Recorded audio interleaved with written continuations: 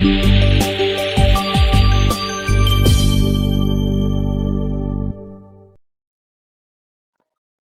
Everyone, कैसे हैं जी आप सब। आज की क्लास में स्टार्ट करते हैं जी हमारा पार्टनरशिप का फर्स्ट चैप्टर और हमारी बुक का सेकंड चैप्टर जी, जिसका नाम है जी फंडामेंटल्स ऑफ पार्टनरशिप। यहाँ पर हमें पार्टनरशिप के बारे में सीखना है जी, पार्टनरशिप क्या होती है। ठीक है जी, इसके मीनिंग क्या होते हैं, पार्टनर्स कौन होते हैं, फर्म क्या होती है, और इसमें कौन कौन से प्रोविजन लगते हैं, अलग अलग चीजों की अलग अलग आइटम्स की कैलकुलेशन कैसे होती है। तो इस चैप्टर में हमने बेसिकली पार्टनरशिप के सारे जितने भी फंडामेंटल्स है, फंडामेंटल्स मतलब कि बेसिक चीज है जो हमें पता होनी चाहिए और जिनको सीख कर ही हम आगे चल सकते हैं, पार्टनरशिप के क्वेश्चन सॉल्व कर सकते हैं। तो आओ जी वन बाय वन फटाफट से बिना टाइम वेस्ट किए स्टार्ट करते हैं जी पार्टनरशिप के फंडामेंटल्स। पार्टनरशिप को समझने के लिए सबसे पहले हमें पता होना चाहिए कि पार्टनरशिप क्या होता है। तो देखो जी, जैसे कि आप 11th क्लास में पढ़ चुके हो, बिजनेस स्टडीज में भी और अकाउंट्स में भी आपने एक वर्ड पढ़ा था जी, सोल प्रोप्राइटर। सोल प्रोप्राइटर, ठीक है जी, आपने एक वर्ड पढ़ा था जी, सोल प्रोप्राइटर। तो सोल प्रोप्राइटर वर्ड का मीनिंग क्या होता है। सोल प्रोप्राइटर का मतलब होता है जी एक ऐसी बिजनेस फॉर्म जहां पर एक पर्सन अकेला खुद सारे काम करता है। और वहीं पर आपने दूसरी चीज पढ़ी थी जी, पार्टनरशिप। बिजनेस स्टडीज के फर्स्ट चैप्टर के अंदर दूसरी चीज आपने पढ़ी थी जी, पार्टनरशिप। तो पार्टनरशिप का मतलब क्या होता है जी, पार्टनरशिप का मतलब होता है ऐसी बिजनेस फॉर्म जिसमें कि दो या दो से ज्यादा पर्सन जो है वो मिलकर काम करते हैं। ठीक है जी, जिसमें कि दो या दो से ज्यादा लोग मिलकर जो है वो काम करते हैं, उसे बोलते हैं जी पार्टनरशिप। तो 11th क्लास में, अगर 11th क्लास की बात करें तो अकाउंटिंग जो हमने पढ़ी थी, अकाउंटिंग वो किसके पॉइंट ऑफ व्यू से पढ़ी थी हमने जी, वो हमने पढ़ी थी सोल प्रोप्राइटर के पॉइंट ऑफ व्यू से, कि जब सोल प्रोप्राइटर बिजनेस करते हैं तो उसके अकाउंट जो है वो कैसे मेंटेन किए जाते हैं। 12th क्लास के अंदर हमें पढ़ना है कि जो अकाउंट्स मेंटेन करते हैं पार्टनरशिप फर्म, वो कैसे अकाउंट्स मेंटेन करते हैं। जितनी भी partnership firm business carry out करती हैं वो अपनी एक्टिविटीज को कैसे रिकॉर्ड करती हैं, उनका प्रॉफिट या लॉस जो है वो कैसे आता है, उनके प्रॉफिट और लॉस का डिस्ट्रीब्यूशन जो है वो कैसे होता है। ठीक है जी, तो इसके लिए हमें सबसे पहले जो वर्ड है पार्टनरशिप, इसका मीनिंग समझना पड़ेगा। और इसका मीनिंग जो है, इसके इससे रिलेटेड जितने भी हमारे रूल्स एंड रेगुलेशन है वो हमें सारे कहाँ दिए पड़े हैं, वो हमें दिए पड़े हैं जी एक एक्ट में जिसका नाम है जी इंडियन पार्टनरशिप एक्ट 1932। तो इस एक्ट के अंदर हमें बताया गया कि पार्टनरशिप क्या होता है। तो फटाफट से पढ़ते हैं जी बिना टाइम वेस्ट किए। तो according to section number 4 of Indian partnership act 1932, partnership का मतलब क्या होता है। कह रहा है partnership is a relation, relation किसके बीच में, between person who have agreed to share profits of a business। ठीक है जी, कह जी पार्टनरशिप का मतलब है, इंडियन पार्टनरशिप एक्ट 1932 का सेक्शन नंबर 4 हमें बताता है जी पार्टनरशिप का मतलब है जब दो या दो से ज्यादा पर्सन के बीच में रिलेशन होते हैं जी। रिलेशन किस चीज का, कि हम मिलकर बिजनेस करेंगे और बिजनेस में जितना भी प्रॉफिट होगा उसको शेयर करेंगे। ठीक है जी, प्रॉफिट शेयर करने के लिए जो एग्री हो चुके हैं। कह रहे जी partnership is the relationship between persons who have agreed to share the profits of a business carried on by all or any one of them acting for all। इसका मतलब क्या हुआ जी, हो सकता है कि वो बिजनेस सारे पार्टनर्स मिलकर चला रहे हो, या हो सकता है कि सारे पार्टनर्स में से एक पार्टनर चला रहा हो, बाकी सबका रोल कुछ और है, या उन सबका रोल कुछ नहीं है, बस एक ही पार्टनर जो है वो बिजनेस चला रहा है। तो कह रहे जी जो एक पार्टनर भी बिजनेस चला रहा होगा, मान के चलेंगे सारे पार्टनर्स मिलकर काम कर रहे हैं, any one of them acting for all. और कह रहे जी वो पर्सन, वो लोग जो मिलकर पार्टनरशिप स्टार्ट करते हैं, कह रहे जी उन उन पर्सन्स को, हर एक को क्या बोला जाएगा जी, पार्टनर। उन हर एक पर्सन को क्या बोला जाएगा जी, पार्टनर, इंडिविजुअली। और कह रहा है कलेक्टिवली उनको क्या बोला जाएगा, पार्टनरशिप। ठीक है जी, अगर एक एक पर्सन को स्टडी कर रहे हैं तो पार्टनर, और कलेक्टिवली बोलेंगे तो पार्टनरशिप फॉर्म। उसके बाद इस पार्टनरशिप फॉर्म का नेचर कैसा होता है जी, जरा वो देख लेते हैं। कह रहे जी from legal point of view partnership is not a separate legal entity, not, कह रहे जी लीगल पॉइंट ऑफ व्यू से पार्टनरशिप एक सेपरेट लीगल एंटिटी नहीं है अपने पार्टनर, यानी कि partnership and partners are the same thing from the legal point of view. और इसका मतलब है इसका जो एप्लीकेशन है वो क्या है कि सपोज अगर मान लो पार्टनर्स ने मिलकर बिजनेस स्टार्ट किया, पार्टनर्स ने अपना बिजनेस चलाने के लिए कहीं से लोन लिया, तो उस लोन को पे करने के लिए पार्टनर्स ये नहीं कह सकते कि भाई बिजनेस की आइडेंटिटी अलग है हमारी आइडेंटिटी अलग है, हाँ बिजनेस ने लोन लिया था तो जाकर बिजनेस से ले लो, ऐसा नहीं हो सकता। तो जो पार्टनर्स हैं उनकी पर्सनल प्रॉपर्टी से वो लोन वो डेट जो है वो चुकाया जाएगा इन केस अगर वो पे नहीं कर पाए। ठीक है जी। और अकाउंटिंग पॉइंट ऑफ व्यू से, अकाउंटिंग पॉइंट ऑफ व्यू से पार्टनरशिप जो है वो एक सेपरेट लीगल एंटिटी है। तो आपने ध्यान रखना है जी लीगल पॉइंट ऑफ व्यू से पार्टनरशिप एंड पार्टनर्स दोनों एक ही आइडेंटिटी है, ये दोनों सेपरेट नहीं है। और अकाउंटिंग पॉइंट ऑफ व्यू से ये दोनों सेपरेट आइडेंटिटी है, पार्टनर्स एंड पार्टनरशिप। ठीक है जी।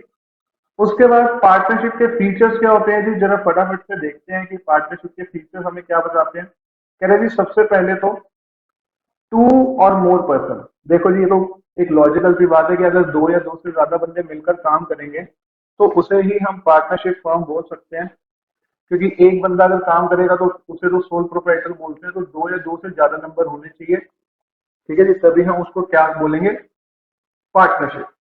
दूसरा कह रहे जी except minor, person of unsound mind and person disqualified by law. कह रहे जी ये कुछ पर्सन हैं जो कि किसी भी हाल में पार्टनर्स नहीं बन सकते, जो कि किसी भी हाल में पार्टनर्स नहीं बन सकते। कौन लोग नहीं पार्टनर बन सकते, एक माइनर, माइनर का मतलब क्या होता है जी, वो लोग जिनकी एज हमारे लॉ के अकॉर्डिंगली जिनकी एज अभी 18 साल से कम है, जिनकी एज अभी 18 साल से कम है जी वो माइनर कहा जाता है उनको, और वो पार्टनरशिप में एंटर नहीं कर सकते। इसके पीछे का लॉजिक क्या है कि लॉ बोलता है कि जो 18 साल से कम उम्र के बच्चे जो होते हैं, कह रहे जी उनको समझ नहीं होती कि हमारा भला बुरा किस चीज में है, हमें किस चीज से फायदा होगा किस चीज से नुकसान होगा, तो उनमें ये सोचने समझने की शक्ति नहीं होती, इसलिए वो किसी भी पार्टनरशिप में एंटर नहीं कर सकते। सेम चीज जो है वो अप्लाई होती है पर्सन ऑफ अनसाउंड माइंड पर। पर्सन ऑफ अनसाउंड माइंड का मतलब क्या होता है जी, वो लोग जिनका मानसिक संतुलन ठीक नहीं होता, ठीक है, तो वो लोग भी किसी भी प्रकार की पार्टनरशिप में एंटर नहीं कर सकते। और उसके बाद आता है जी पर्सन डिस्क्वालिफाइड बाय लॉ, यानी कि कोई भी ऐसा पर्सन जिसको लॉ ने डिस्क्वालीफाई किया है कि ये पर्सन किसी के साथ मिलकर काम नहीं कर सकता। ठीक है जी। तो कोई भी पर्सन जिसे लॉ ने डिस्क्वालीफाई किया तो वो भी पार्टनर नहीं बन सकता। इसके बाद एक खास जानने वाली चीज आती है इस पॉइंट में से, इस नोट में से काफी सारे क्वेश्चन पेपर में आ जाते हैं कई बारी। कह रहे जी पार्टनरशिप फर्म स्टार्ट करने के लिए हमें ये तो पता है कि मिनिमम नंबर ऑफ पार्टनर्स कितने होने चाहिए, मिनिमम कितने लोग चाहिए हमें, दो। ठीक है जी, मिनिमम कितने लोग चाहिए हमें, दो, लेकिन मैक्सिमम कितने चाहिए वो हमें नहीं पता। कह रहे जी कोई मैक्सिमम लिमिट है कि भाई जिसको क्रॉस, अगर जिस लिमिट को हम क्रॉस कर लें और बोलें कि ये पार्टनरशिप फर्म अब नहीं है, तो कह रहे जी वो मैक्सिमम लिमिट हमारे पास है। वो मैक्सिमम लिमिट कि मैक्सिमम पार्टनर्स कितने हो सकते हैं पार्टनरशिप फर्म में, वो मैक्सिमम लिमिट पार्टनर्स की मैक्सिमम लिमिट जो है वो कितनी हो सकती है और कहाँ गिवन है। कह रहे जी वो मैक्सिमम लिमिट जो है पार्टनर्स की वो हमें दी हुई है जी कंपनीज एक्ट 2013 में, जो कि अप्लाई होता है कंपनीज पर। तो ध्यान देना, पार्टनरशिप का एक प्रोविजन हमें कंपनीज एक्ट में दिया पड़ा है अकॉर्डिंग टू कंपनीज एक्ट। और कह रहे जी कंपनीज एक्ट 2013 के सेक्शन 464 में ये बात लिखी हुई है कि मैक्सिमम नंबर ऑफ पार्टनर्स किसी पार्टनरशिप फर्म में कितने हो सकते हैं, जितने रूल्स में लिखे हैं। ठीक है जी। और कौन सा rule, rule 10 of companies miscellaneous rule 2014, और इसमें लिखा है कि मैक्सिमम लिमिट कितनी हो सकती है, 50। यानी कि अगर किसी पार्टनरशिप फर्म की हम बात करें तो उसमें मिनिमम मेंबर कितने हो सकते हैं, टू, मिनिमम पार्टनर कितने हो सकते हैं, टू, और अगर मैक्सिमम की बात करें तो वो कितने हो सकते हैं, 50। और ये 50 वाली बात कहाँ लिखी है, कंपनीज एक्ट 2013 के फर्दर रूल्स के अंदर। क्या होगा अगर हम 50 की लिमिट क्रॉस कर ले तो, अगर हम 50 पार्टनर्स की लिमिट क्रॉस कर लेते हैं तो वो फॉर्म जो है वो पार्टनरशिप नहीं कहलाएगी। उस फॉर्म को अपने आप को ट्रांसफर करवाना पड़ेगा, कन्वर्ट कराना पड़ेगा इनटू कंपनी। ठीक है जी। उसके बाद ये तो था हमारा पहला कैरेक्टरिस्टिक पार्टनरशिप का। इसके बाद दूसरा फीचर देखो जी, दूसरा फीचर क्या होता है पार्टनरशिप का, कह रहे जी दूसरा फीचर होता है जी पार्टनर्स के बीच में एग्रीमेंट होना चाहिए। एग्रीमेंट मतलब कुछ टर्म्स एंड कंडीशन होनी चाहिए जिस पर वो एग्री करते हैं। और ये टर्म्स एंड कंडीशन, ये एग्रीमेंट जो है ये रिटर्न में भी हो सकता है, ओरल में भी हो सकता है, लेकिन अच्छा होगा कि अगर रिटर्न में हो। ठीक है जी। कह रहे जी the written agreement among the partners is known as partnership deed. कह रहे जी अगर ये टर्म्स एंड कंडीशंस पार्टनर्स के बीच में है, उन्होंने कुछ टर्म्स एंड कंडीशंस पर एग्री किया हुआ है और ये रिटर्न में है, ये एग्रीमेंट रिटर्न में है, तो कह रहे जी ये रिटर्न एग्रीमेंट क्या कहलाता है, पार्टनरशिप डीड। ठीक है जी। इसके बाद अगला फीचर आता है कि पार्टनरशिप डीड का लॉफुल बिजनेस, के बिजनेस जो है वो लॉफुल होना चाहिए। हमारे लॉ में जो बिजनेस इलीगल डिक्लेयर्ड है वो बिजनेस नहीं होना चाहिए, लॉफुल बिजनेस होना चाहिए। ठीक है जी, जिसको लॉ ने मान्यता दी हुई है। उसके बाद फोर्थ पॉइंट आता है जी शेयरिंग ऑफ प्रॉफिट। कह रहे हैं जी पार्टनरशिप में प्रॉफिट्स की शेयरिंग होती है। ऐसा नहीं होता कि किसी पार्टनर को प्रॉफिट ना मिले, तो कह रहा है जी हर पार्टनर का पार्टनरशिप के अंदर कुछ ना कुछ शेयर जरूर होगा। और किसका कितना शेयर होगा ये डिसाइड करता है जी पार्टनर्स की आपसी विश पर। ठीक है जी, आपसी एग्रीमेंट पर। The agreement between the partners must be share profits and losses of the business. It is not essential that all the partner must share losses. कह रहे जरूरी नहीं है कि कोई पार्टनर जो है, सारे पार्टनर जो है वो सिर्फ प्रॉफिट या लॉस ही शेयर करें। कह रहा है हो सकता है कोई पार्टनर बीच में ऐसा हो जो सिर्फ प्रॉफिट शेयर करे और लॉस ना शेयर करे, जो सिर्फ प्रॉफिट शेयर करे और लॉस ना शेयर करे, ऐसा भी हो सकता है। ठीक है जी। उसके बाद फिफ्थ कैरेक्टरिस्टिक है जी business with the motive of earning profit. कह रहे जी जो भी बिजनेस वो रन करेंगे, जो भी बिजनेस वो मिलकर स्टार्ट करेंगे, उसका मोटिव क्या होना चाहिए जी, प्रॉफिट अर्निंग। प्रॉफिट अर्निंग होगी तो पार्टनर्स को कुछ कमाई होगी। उसके बाद आ जाइए जी सिक्स पॉइंट पर। सिक्स पॉइंट पे क्या बोलते हैं जी, पार्टनरशिप फर्म का जो रजिस्ट्रेशन है वो कंपलसरी नहीं है बट ऑप्शनल है। ऑप्शनल मतलब कि पार्टनर्स के पास ऑप्शन है कि अपनी फर्म को रजिस्टर करवाना है या नहीं करवाना। ठीक है जी। और ये हमें कहाँ गिवन है, section number 69 of Indian partnership act.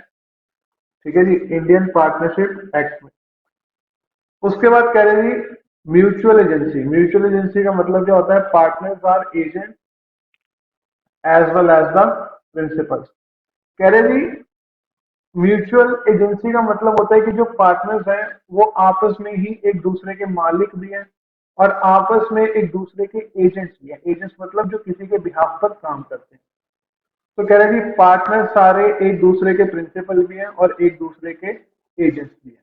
इसका मतलब कि अगर किसी एक पार्टनर ने कुछ काम किया तो उसके लिए बाकी पार्टनर्स को भी जिम्मेवार माना जाएगा, क्योंकि एक पार्टनर जब कोई एक्ट करता है तो मान के चलते हैं कि सारे पार्टनर्स की सहमति उसमें थी, तो इसलिए सारे पार्टनर्स को उस एक पार्टनर के एक्ट के लिए लायबल माना जाएगा। ठीक है जी, ये हो गया हमारा पॉइंट नंबर 7। उसके बाद ऊपर हमने एक वर्ड पढ़ा था जी पार्टनरशिप डीड। तो ये पार्टनरशिप डीड क्या होता है, ये हमारा नेक्स्ट पॉइंट है जी, पॉइंट नंबर 4। तो पार्टनरशिप डीड का मीनिंग भी पढ़ लेते हैं। पार्टनरशिप डीड का मतलब क्या होता है, कह रहे जी it is an important legal document. कह रहे जी एक लीगल डॉक्यूमेंट होता है जो डिफाइन करता है कि पार्टनर्स के बीच में रिलेशनशिप कैसा है। रिलेशनशिप का यहाँ पर मतलब है टर्म्स एंड कंडीशंस पार्टनर्स के बीच में क्या तय हुई है, जिसके बेसिस पर वो पार्टनरशिप फर्म का बिजनेस कैरी आउट कर रहे हैं। कह रहे जी ये जो पार्टनरशिप डीड है ये ओरल में भी हो सकती है, रिटर्न एग्रीमेंट भी हो सकता है, लेकिन इंपॉर्टेंट है कि हम इसको रिटर्न में ही बनाएं, इस पार्टनरशिप डीड को रिटर्न फॉर्म में ही बनाएं, ताकि फ्यूचर में अगर कोई डिस्प्यूट हो जाते हैं तो उसको हम इजिली सेटल कर सकें। और ये जो पार्टनरशिप डीड है ये हमारे लिए काफी यूजफुल होती है। क्यों, उसके कुछ रीजन दिए हुए हैं, देखना जरा। कह रहे जी पार्टनरशिप डीड हमारे लिए क्यों यूजफुल है। कह रहे जी it govern the right duties and liabilities of each partner. कह रहे जी ये पार्टनरशिप डीड हमें बताती है कि पार्टनरशिप फर्म के अंदर जितने भी पार्टनर्स हैं उनकी राइट्स क्या हैं, उनके पास क्या क्या काम करने के अधिकार हैं, उनकी क्या क्या ड्यूटीज हैं, ठीक है जी, और उनकी क्या क्या लाइबिलिटीज हैं बिजनेस के अंदर। तो हर पार्टनर के rights duties and liabilities define करने के लिए, फिक्स करने के लिए हम क्या करते हैं, पार्टनरशिप डीड बनाकर उसमें लिख देते हैं।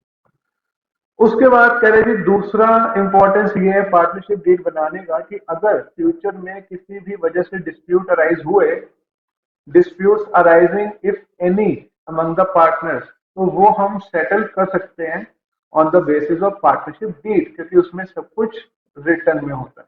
सारी टर्म्स एंड कंडीशंस जो होती हैं वो रिटर्न में होती है और सारे पार्टनर्स उन टर्म्स एंड कंडीशंस को पढ़ के साइन करते हैं, जिसकी वजह से वो पार्टनरशिप डीड क्या बन जाता है, एक रिटर्न एग्रीमेंट। ठीक है जी। और कह रहे जी क्या जरूरी है कि पार्टनरशिप डीड होनी चाहिए, क्या ऐसा जरूरी है कि जब भी कोई दो या दो से ज्यादा पर्सन मिलकर बिजनेस स्टार्ट करते हैं तो उनके बीच में हमेशा पार्टनरशिप डीड होनी चाहिए। कह रहे जी ऐसा जरूरी नहीं है, जरूरी नहीं है कि उनके बीच में पार्टनरशिप डीड होगी होगी।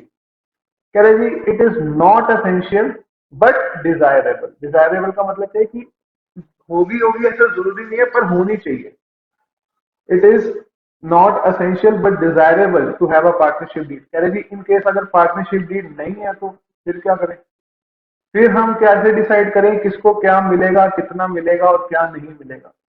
कह रहे जी उस केस में अगर मान लो किसी फॉर्म के अंदर पार्टनरशिप डीड है तो जो सी चीजें पार्टनरशिप डीड में लिखी होंगी सब कुछ उसी हिसाब से होगा।